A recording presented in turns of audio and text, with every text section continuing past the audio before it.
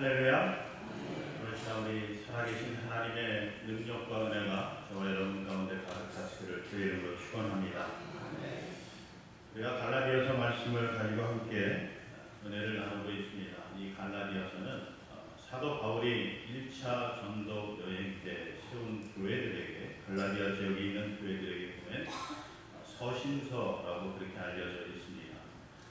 이 편지를 보내게 된 이유는 우리가 1장 말씀에서 볼 수 있었던 것처럼 이 유대 교사들이 이 오늘 본문 말씀에 보시면 4절에 보시면 가만히 들어온 거짓 형제들, 이들에 의해서 복음이 변질되어지고 다른 복음이 전파되어져서 많은 이들이 다른 복음을 쫓아 헛되이 살아가는 모습을 보고 안타까운 가운데 사도 바울이 편지를 써서 올바른 복음의 기초 위에 든든히 설 것을 권면하는 그런 말씀이 바로 이 갈라디아서 말씀이 되겠습니다. 근데 그 첫 장을 시작할 때 이 사도 바울이 자신에 대해서 소개하기를 사람들에게서 난 것도 아니요 사람으로 말미암은 것도 아니요 오직 예수 그리스도와 그를 죽은 자 가운데서 살리신 하나님 아버지로 말미암아 사도된 나 바울이라 그렇게 소개하고 있습니다. 바울은 그 어떤 사람들에 의해서 임명된 사도가 아니라는 거예요. 그리고 그 스스로가 내가 사도가 되겠다 그래서 사도가 된 사람도 아니라는 것입니다. 그가 전하는 자신에 대한 소개는 하나님과 더불어 예수 그리스도로부터 직접 사도로 부름받아서 쓰임받고 있다 그렇게 고백하고 있는 것입니다. 이런 이야기를 이 거짓 형제들, 다른 말로 이야기하면 거짓 교사 그렇게 표현할 수 있겠는데 이 사람들이 이 사도 바울의 사도권에 대해서 계속해서 부인합니다.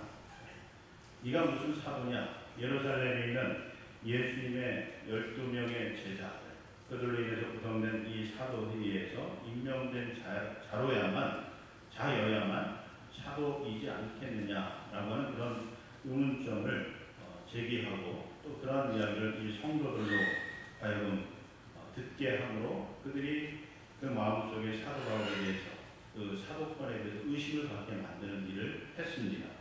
그러면서 이 사도 바울이 전하는 복음이 진짜 복음이 아니라는 거예요. 이 복음은 보다도 진짜 복음은 바로 이 예루살렘에서 복음을 전파하고 있는 12명의 제자 베드로를 비롯한 야고보, 요한 등등 이 사도들에 의해서 전해지는 복음이 진짜 복음이다 라고 하는 것입니다. 그래서 이 두 가지 이유를 가지고 이 사도 바울을 계속 쫓아다니면서 괴롭히고 또 사도 바울이 세운 교회들을 찾아다니면서 먼저 이 사도 바울이 전하는 복음은 가짜고, 예를 들어 가짜고 우리가 전하는 이 복음 또 우리가 가르쳐주는 이 진리가 진짜이다 이렇게 이야기를 하면서 이 갈라디아 지역의 교인들로 하여금 복음을 떠나서 다른 복음을 쫓아 살아가도록 만드는 일을 행하였다라고 하는 것입니다. 그로부터 몇 년이 지났냐면 14년의 그런 시간이 흘러갔습니다. 우리가 1장 18절 말씀에 보면 사도 바울이 이 다메섹 도상에서 부활하신 예수님을 처음 만나서 사도로 부르심을 받고 그러면서 아라비아라고 하는 광야로 나아가서 그곳에서 1대1로 하나님과 대면하며 또 말씀을 듣고 깨닫고 하는 그런 시간을 가졌던 것을 우리가 살펴볼 수 있습니다. 그 후에 3년이 지난 후에 비로소 예루살렘에 올라가서 예수님의 수제자라고 하는 베드로를 만나서 자신의 부름받음을 설명을 하고 또 사도됨을 설명하는 그런 모습을 우리가 앞선 본문에서 살펴볼 수 있습니다.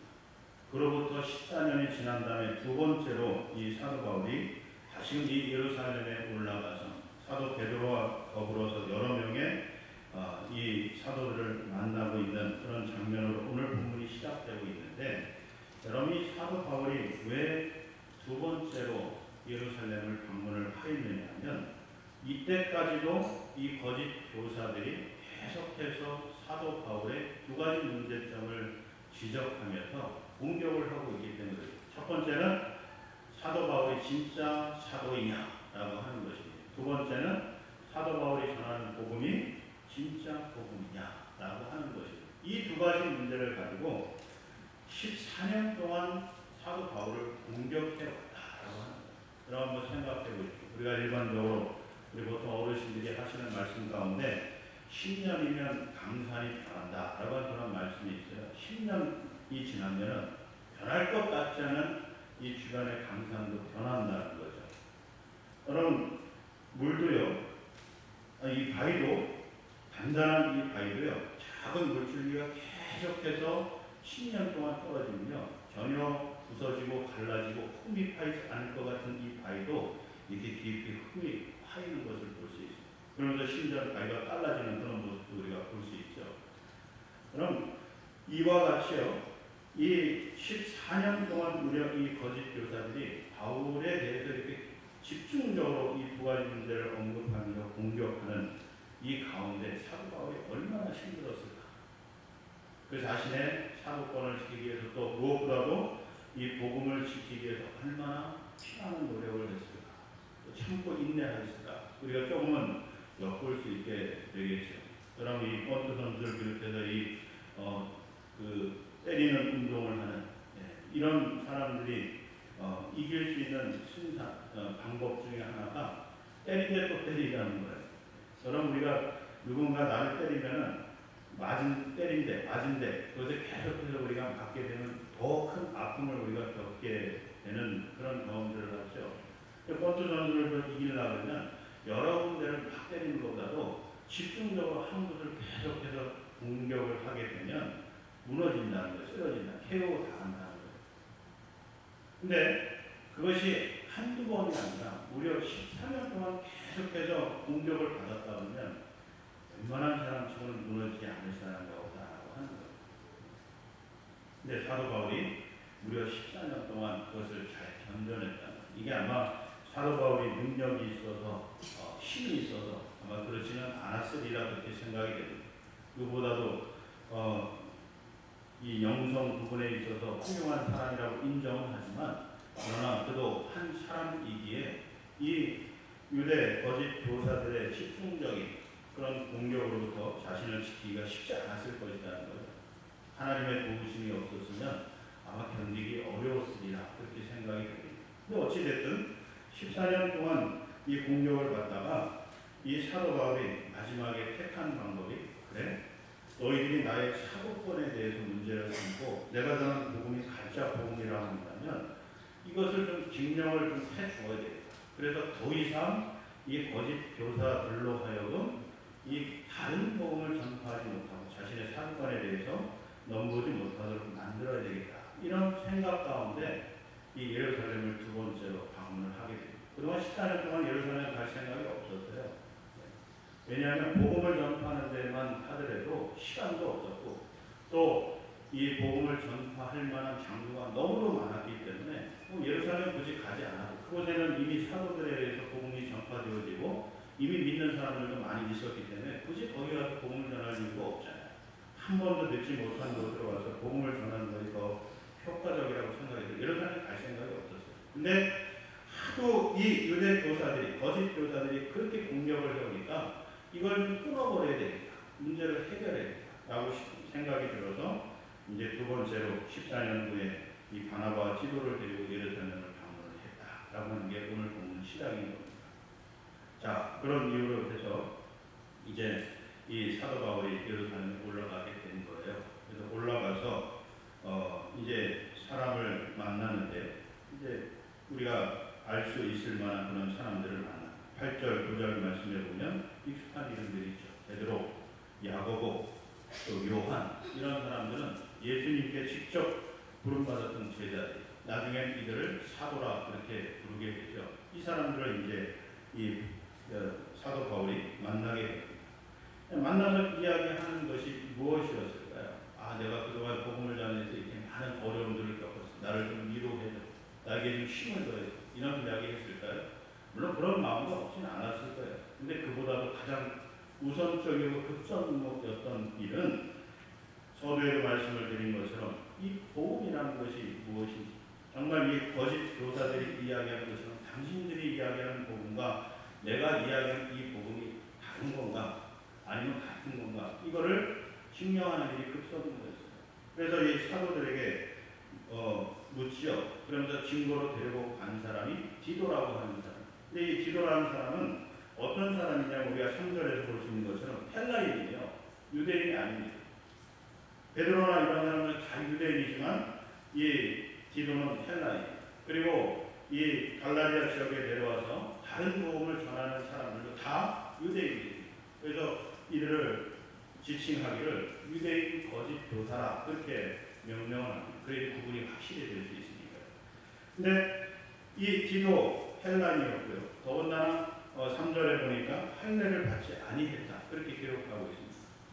거짓 교사들, 유대인 거짓 교사들이 지적하고 있는 부분을 다 어기고 있는 사람이 바로 디도였어요. 헬라인이었어요. 유대인들만 구원받는다 그렇게 가르치는 이 유대인 교사들에게 있어서 이 디도가 예수님 믿고 구원받았다는 걸 인정할 수 없죠. 그리고 또 할례를 받지 않았어요. 할례 받아야지만 구원받는다. 그렇게 이야기했던 거짓 교사들의 이야기에 정반대되는 사람이 바로 디도예요. 이런 디도가 만약에 예루살렘의 유대인들로 그리고 제자들로 그리고 사도들로 구성된 이 예루살렘 공의회에서 만약에 디도가 그리스도인으로 받아들여진다. 정말 이 헬라인이 이방인이 할례받지 않은 사람이 구원받은 사람으로서 인정이 된다고 한다면 그동안 이 사도 바울을 음해하고 복음이 전파된 것을 방해하려고 했던 이 거짓 교사들의 노력이 허사로 돌아갈 것을 알기 때문에 이 디도를 데리고 이 예루살렘에 올라갔다라고 하는 거예요. 그래서 이 디도를 이 사도들 앞에 세웁니다. 그리고 그로 하여금 신앙을 고백하게 만들어요. 네가 어떻게 예수를 믿게 되었느냐. 그리고 예수를 믿은 다음에 너의 삶이 어떻게 변화되었느냐. 디도가 다 이야기하죠. 나는 그동안 정말 별 볼 일 없고 또 유대인들로부터 배척을 받은 헬라인이요. 그리고 이 죄로 인해서 고통스럽게 살아가는 사람이었지만 착과를 통해서 복음을 믿어요. 예수 그리스도가 어떤 분이신지를 듣게 된다는 거예요. 그리고 그것을 내 마음속에 영접하고 나니까 은혜와 평강이 내게 가득하게 되어 그런 가운데서 내가 지금까지 살아가고 있습니다. 그렇게 고백을 하는 거예요.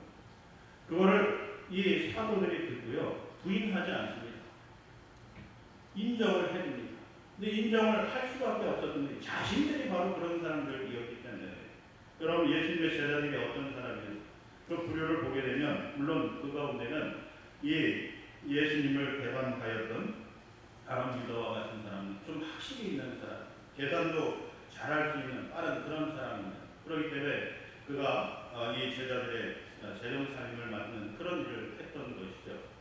그 외에 다른 대부분 제자들은 어부 출신이에요. 배운 바가 없는 그런 사람들입니다.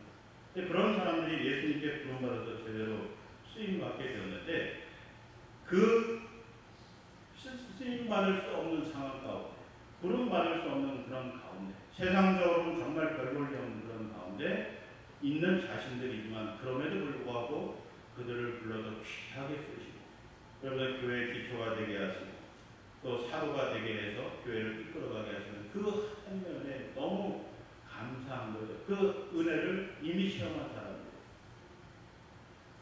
그래서 누구든지 예수 그리스도를 믿으면 이런 은혜의 주인공이 된다라고 하는 것을 이미 경험한 사람들. 그렇기 때문에 그런 사도들이 이 디도에게도 그런 하나님의 은혜가 임한다는 것을 부인할 수가 없었던 거죠. 사도 바울이 그것을 예상하고서 이 디도를 데리고 간 거예요. 그러면서 복음을 확증시키기 위해서 이 디도를 사도들 앞에 세워놓고 자, 이 사람이 어떤 사람인지 보라. 그리고 네가 어떤 신앙을 고백하는지를 보라. 이것을 인정해달라고 그렇게 이야기를 한 겁니다. 사도들이 거기서 다 인정을 해요. 그리스도인으로 받아들입니다. 이 소식을 온 교회를 돌아다니면서 성도들을 혼란스럽게 만드는 이 거짓 교사들에게 경고하는 것, 전하여 경고하는 것. 너희들 이제 더 이상 니네들이 정말로 이 사도들이 전하는 복음과 내 복음이 내가 전하는 복음이 다르다고 이야기했는데 봐라. 사도들도 내가 전하는 복음과 같은 복음을 전하지 않느냐. 그리고 너희들이 그렇게 극구 반대하고 배척하던 헬라인 또 이 할례를 받지 아니한 사람 이 사람들도 이 사도들이 받아들이지 않았느냐.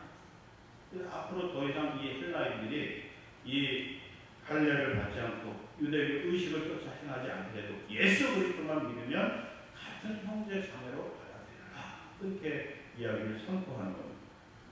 그 선포의 말씀이 바로 6절의 중간에 보시면 하나님은 사람을 외모로 취하지 아니하신다 라고 하는 이 말씀 속에 담겨져 있습니다. 그럼 하나님은 어떤 분이시냐면 또 어떤 사람들을 구원하느냐 하시면요, 여러분 유력한 사람들을 구원하지 않으세요. 많을 구원하지 않으세요. 부자만 구원하지 않습니다. 많이 배운 사람들만 구원하지 않습니다. 그들도 구원받죠. 예수 그리스도를 구주로 영접한 구원받습니다. 그러나 하나님은 누구든지 예수 그리스도를 구세주로 고백하면 구원하신다라고 하는 어떤 차별도 있지 않다는 거예요. 하나님이 일하시는 데 있어서 쓰임받는 일꾼에 있어서 어떤 자격도 필요 없다는 거예요. 오직 예수 그리스도를 구주로 믿고 영접하여 그 말씀대로 살아가기 힘쓰는 사람들을 하나님께서는 귀하게 일꾼으로 사용하신다라고 하는 것입니다. 자, 그래서 이제 이런 과정을 거쳐서 이 사도들과 교제를 나눈 다음에 이제 9절 말씀에 보시면 또 기둥같이 여기는 야고보와 게바와 요한도 내게 주신 은혜를 알므로 나와 바나바에게 친교의 악수를 하였다. 그렇게 기록하고 있습니다. 친교의 악수. 이는 다른 말로 이야기하면 서로를 인정하고 협력하는 관계가 되었다라고 하는 것입니다. 이 거짓 교사들이 이 사도 바울과 또 사도들과의 관계를 깨뜨리기 위해서 온갖 음의 공작을 퍼뜨렸어요. 그러면서 이 바울의 사도권과 전하는 복음이 다른 복음이라고 그렇게 비난을 했던 것입니다. 근데 이것을 이 사도들이 인정을 한 것이 박수하는 데서 시작이 인정을 하게 된 거예요. 여러분 우리도 누군가 인사를 하고 누군가에게 신뢰를 표현하고 그럴 때 박수하고 서로 허구하고 그러잖아요. 눈을 맞추고 대화를 하고 그러잖아요. 이게 내가 당신을 인정하고 당신을 믿는다라고 하는 그런 의미인 것 아니겠습니까? 오늘 본문에서도 마찬가지입니다. 여러분이 사도들과 베드로를 비롯한 이런 사도들과 사도 바울, 바나바 그리고 디도 이 사람들이 서로 박수하면서 허구하고 그리고 헤어져요.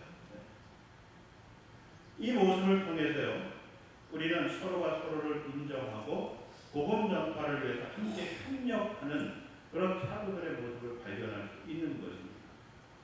근데 이런 모습이 오늘 교회 가운데 있느냐? 그렇지 못한 모습들이 많이 있습니다. 사실 여러분이 타교단 교인들 또 교회들을 대하고 심지어는 우리 같은 교단 안에서 다른 교회와 성도들을 대하고 그럴 때 여러분 되게 이기주의적인 그런 모습들을 발견할 수 있어요. 우리 교회가 최고, 우리 교회가 진짜 교회이고, 우리 교회 성도들만 진짜 훌륭한 성도들이고, 우리 교회 목사님은 최고 좋은 목사님. 이런 배타적이고 또 독선적인 그런 모습을 볼 수 있다. 물론 사랑의 마음으로 그렇게 존경하는 것은 참 감사하지만 우리가 다른 교회 성도들, 다른 교회 그리고 다른 교회 목회자들을 대할 때도 같은 마음으로 대해야 된다는 거예요. 성도와 성도가 대할 때도 마찬가지입니다. 직분과 또 사회적인 지위 이런 걸 다 떠나서 우리는 그리스도 안에서 한 형제가 되었고 한 가족이 되는 사람들이에요. 그러면서 이 사도들과 또 이 사도 바울과 디도가 함께 손을 잡은 것은 무슨 이유 때문에 그들이 손을 잡았겠습니까? 오직 복음을 전파하는 데 있어서 집중하기 위해서 연합하였던 거예요. 오늘 시간도 마찬가지입니다. 우리 교회들이 서로 연합하고 하나가 되고 또 서로를 존중하고 인정하는 것은 우리를 통하여 복음이 전파되어지도록 하기 위함이다라고 하는 것입니다. 이게 가장 큰 연합의 목적인 거예요. 우리가 연합을 해서 우리의 어떤 힘을 발휘를 해서 우리가 누릴 권리를 찾고 이런 의미로 연합을 하는 것이 아닙니다. 성경에서 연합은 오직 복음 전파를 위해서 힘을 모으는 것을 이야기하는 것입니다. 그래서 이 예루살렘의 이 제자 그룹, 사도들 그룹과 또 이방 지역에서 복음을 전하는 이 사도 바울과 더불어서 그 제자들이 함께 친교의 악수를 나누었다라고 하는 것은 그렇게 복음 전파를 위해서 각자의 자리에서 충성을 다해서 헌신하며 살아갈 것을 격려하고 또 협력하기를 다짐하는 그런 모습을 보여주고 있는 것이다라고 하는 것입니다. 자, 그래서 오늘 이 본문을 통해서 이 사도 바울이 두 번째로 이 예루살렘을 방문하게 된 이유를 우리가 좀 살펴봤어요. 왜냐하면 그가 전하던 복음, 그것이 정말 진정한 복음이라는 것을 다시 한번 이 사도들을 통해서 확인하기 위한 것이었습니다. 이게 어떻게 보면 사도 바울에게 있어서 자존심 상하는 그런 문제일 수도 있어요. 복음을 듣고 계시로 듣고 깨달아 그것을 전하게 되었는데 왜 굳이 다른 사람에게 그것을 인정을 받아야 되느냐라고 하는 그런 자존심 문제가 걸려 있는 거죠. 근데 그럼에도 불구하고 그 자존심 내려놨어요. 그리고 이 베드로를 찾아갔습니다. 그 이유는 다 하나예요. 그가 전하는 복음이 진짜 복음이고 그 복음이 헛되지 않도록 그 발걸음이 헛되지 않도록 하기 위함이다. 그렇게 2절에서 기록을 하고 있는 것입니다. 저와 여러분들도 마찬가지입니다. 이 복음을 위해서 우리 자존심 내세울 필요가 없다. 우리의 사회적인 지위, 교회 안에서 직분, 이 모든 것들이 복음을 방해하는 요소가 된다면 과감히 그것을 내려놓을 수 있는 그런 믿음의 사람들이 되어야 된다. 우리에게 있어서 가장 우선적이 되어야 되는 것은 이 복음을 전파하는 것이 가장 1순위가 되어야 된다라고 하는 것이죠. 그러면서 여러분 이 복음을 전파하기 위해서는 혼자만이 할 수 있는 일이 아니다. 여러분 왜 사도 바울이 이 사도들과 손을 맞잡았을까요? 이 복음을 효과적으로 전하고 더 널리 확장시키기 위한 것입니다. 오늘 우리 교회만이 이 지역사회에서 이 복음을 전하는 구원의 방주로서의 사명을 감당할 수 있을까요? 우리만 할 수 없어요. 그래서 다른 교회들과 함께 이 복음을 전파하는 일을 위해서 함께 협력하고 그래서 이 지역사를 하나님 나라로 변화시키고 또 구원만 자리 나누는 일어나는 일에 있어서 함께 협력하는 그런 자세를 가지고 나아가야 된다라고 하는 것입니다. 자, 그러면서 마지막으로 오늘 10절 말씀해 보시면 이들이 헤어지면서 이렇게 이야기를 합니다. 다만 우리에게 가난한 자들을 기억하도록 부탁하였으니 이것은 나도 본래부터 힘써 행하여 왔노라 라고 하는 거죠. 여기에는 두 가지 의미가 있습니다. 첫 번째는 가난한 성도들, 가난한 이웃들을 돌보는 일을 사도 바울도 그동안 힘써 왔고 이 예루살렘의 사도들도 그런 삶을 살기를 힘쓰라 그렇게 권면을 하고 있는 것입니다.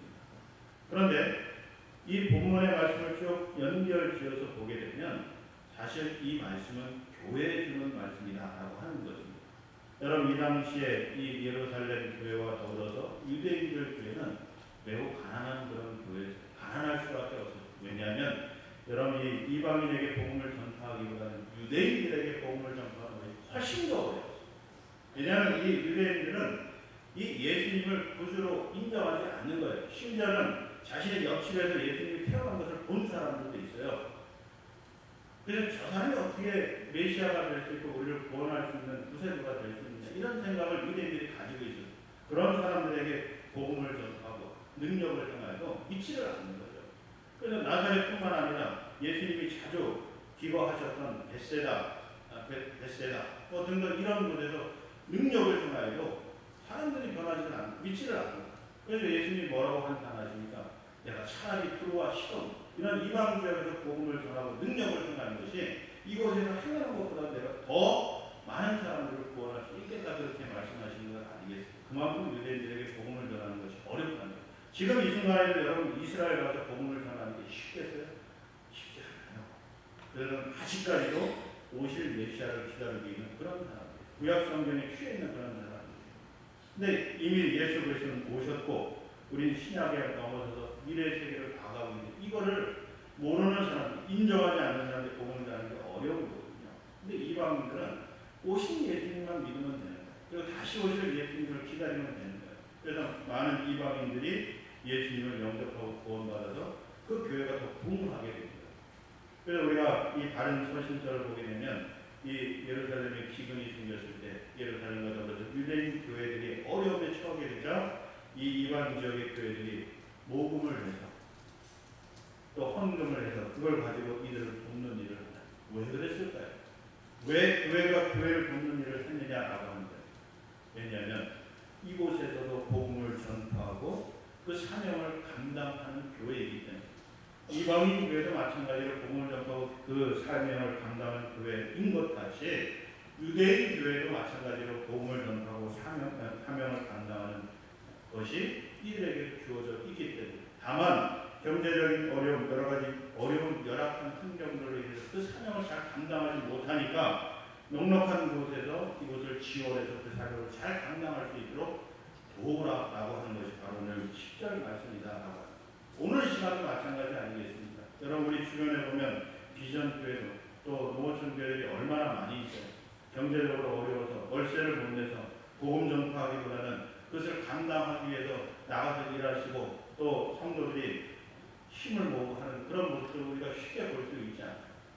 근데 그렇지 않고 넉넉하고 하는 그런 교회들에서 이런 교회들에게 관심을 가지고 기억하고 그들과 함께 복음 전파하는 일에 힘을 쓰라라고 하는 것이 오늘 이 본문 10절의 말씀이라고 하는 거예요.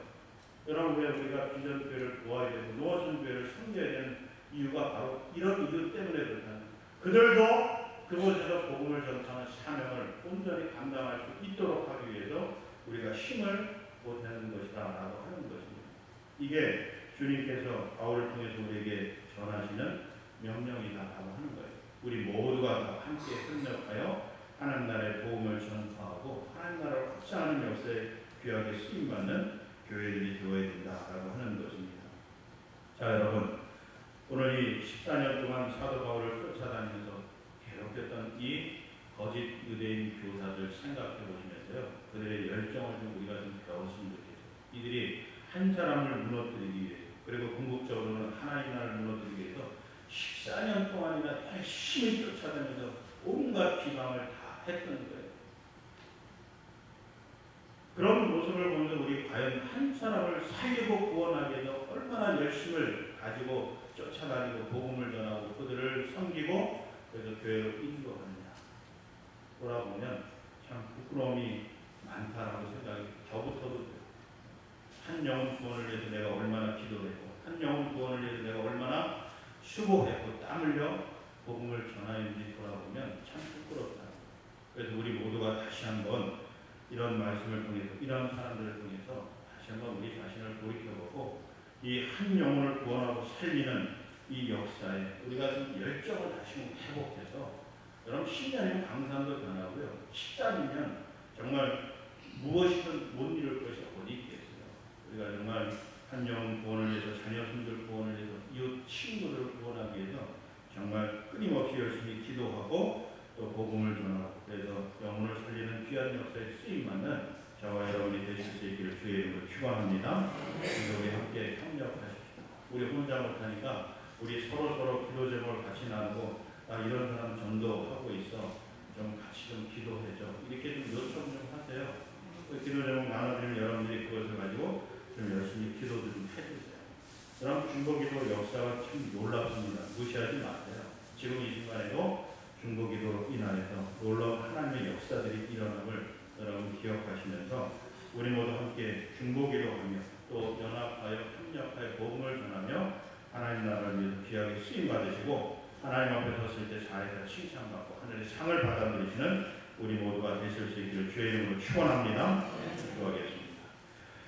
사랑이 많으신 아버지 하나님, 우리 사랑하는 성도들 먼저 하나님 전으로 불러주시고 하나님 나라의 백성이 되게 하시고 하나님의 자녀가 되어서 구원의 기쁨을 누리며 살아갈 수 있도록 은혜 베풀어 주심을 감사드립니다. 이 하나님의 은혜를 기억하고 이 은혜를 함께 나누는 복의 일통자가 되는 우리 모두가 될 수 있도록 인도해 주시옵소서. 끊임없이 복음을 전파해서 구원하는 놀라운 역사가 우리 가운데 있게 하시고 생명이 더욱더 풍성해지고 날로 구원받는 자들이 늘어나는 은총이 우리 교회 가운데 우리 삶 가운데 있게 하여 주시옵소서. 감사드리며 예수님으로 축복하며 기도하옵나이다.